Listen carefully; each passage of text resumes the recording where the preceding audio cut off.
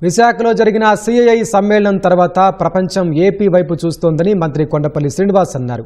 అన్ని విధాలా రాష్ట్రం అభివృద్ధి చెందుతుంటే వైసీపీ నేతలు మాత్రం ఇష్టానుసారంగా మాట్లాడుతున్నారని మంత్రి ఆగ్రహం వ్యక్తం చేశారు. విశాఖ ఉక్కు పరిశ్రమపై వైసీపీ దుష్ప్రచారాన్ని ఖండిస్తున్నామని వ్యాఖ్యానించారు.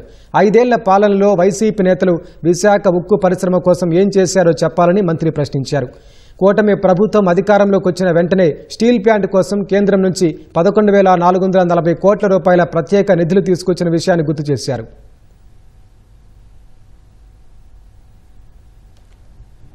లక్షల కోట్ల పెట్టుబడి ఈ రాష్ట్రానికి తీసుకురావడమే కాకుండా ఆంధ్రప్రదేశ్ రాష్ట్ర ఇమేజ్ ని, ఆంధ్రప్రదేశ్ రాష్ట్ర పాలసీస్ ఏవైతే ఇండస్ట్రియల్ పాలసీస్ ఇవన్నీ కూడా దేశమంతా ప్రపంచమంతా తెలియజేయడానికి ఒక వేదిక అయిందనే విషయాన్ని తెలియజేసుకుంటున్నాను.